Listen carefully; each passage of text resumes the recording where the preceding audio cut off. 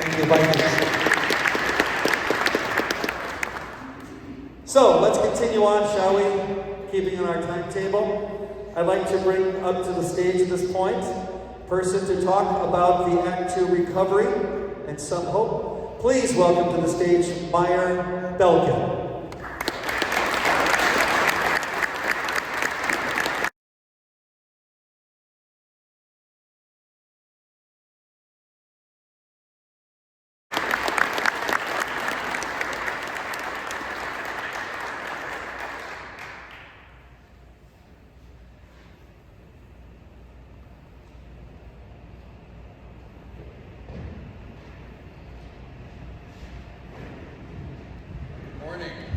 It's great to be here. Mr. Ryan, congratulations on your esteemed career. I feel very honored to be here and share this award ceremony with you. My name is Meyer Belkin, and I'm an addict and an alcoholic. On February 2nd this year, I'll celebrate 5 years of continuous recovery.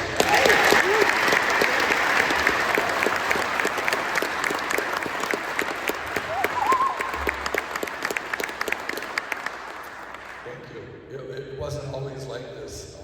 For 42 years, I spent a life in active addiction, and it was on this day, actually, 5 years ago. I was living in a tent encampment at the Quarry Shopping Center. I had sepsis running through my body. I had one shoe, and a lot of regret and shame from the course that my addiction had taken me down. It was through the gift of desperation and incarceration that I began my recovery journey.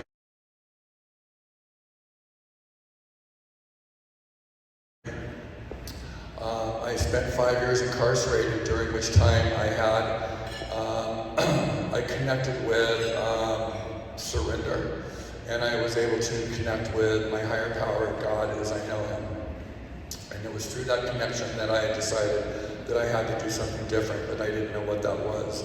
And so upon leaving incarceration, I went to an organization called New Way, where I did inpatient treatment. And this is where the 30-Day Foundation came into my life and was key to what transpired next. I was graduating. I was a model student in treatment, senior peer, all of it. I really gave 100% dedication to remaining sober and changing my life, and remaining open to people that wanted to help me with that.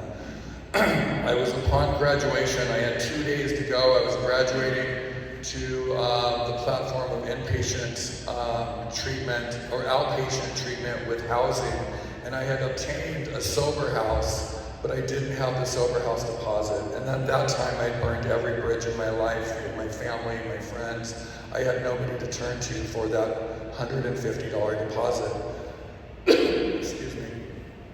The last 2 days before I was being discharged from treatment, I spent in anguish, and I actually started to think about what were my alternatives if I couldn't come up with that deposit money. And the alternatives were I could go couch surf back with the old crowd of people, thinking, the deluded thinking, that I would be able to survive couch surfing in drug-infested homes without actually picking up. Because I didn't want to use it anymore, but I needed housing, and it was cold out. It was in the last hour of the last day that I had received an email from Mick and his team at 30-Day Foundation, and they said, we'll pay you $150 deposit. That day changed my life. That $150, as small of a gift as it was, changed the trajectory of my life. And what it afforded me was chapter 2 of my recovery journey, which afforded me enough time to sustain enough sobriety that I was able to continue on and live a better life and be a productive member of this community that we live in. Since then, I graduated outpatient treatment, straight A student, and I decided that I wanted to open a recovery residence business. Having had lived in sober housing and seen some things that I thought might be serve residents better. What I found as my solution, I view addiction in my own self as a spiritual flu. And like physical flu has an antidote, an antibiotic. For me, my spiritual flu, the antidote is connection to community, and now purpose through that connection to community. And so I've chased that ever since I got out, and it's benefited me and many people around me in various ways. I started my first sober house in May of 2020 during COVID, and I've now grown to 9 properties serving 108 people in early recovery.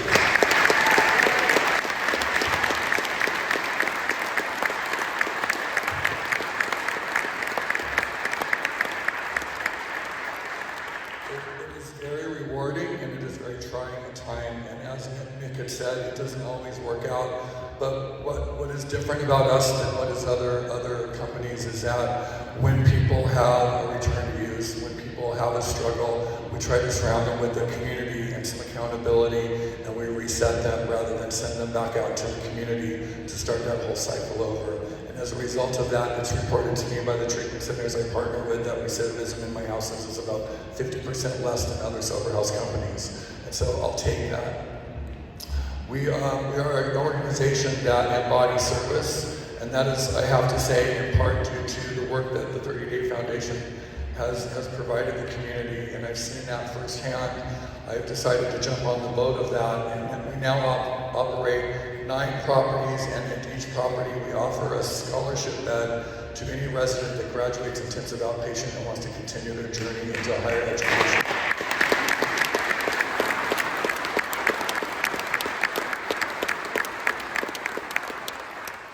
That is being utilized by 9 people that we actually have enrolled in college, and they're all doing very, very well, and I'm very proud of that. We also provide wraparound services to provide that gap in services, and I want to just talk about that for a second, and then I'll let you guys get back to your celebration.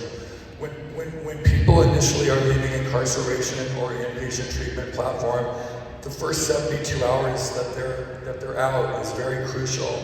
And it is my purpose and it is my mission with my team that work with me to provide people with as many resources as we can.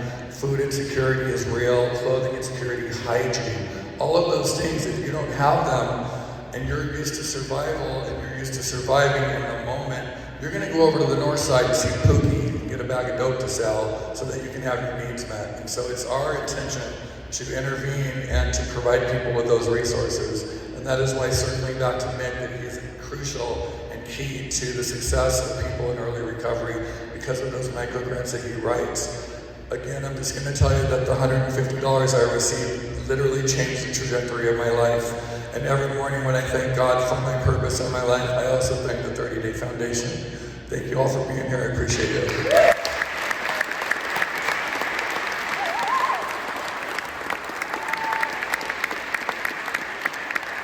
Meyer, Belkin.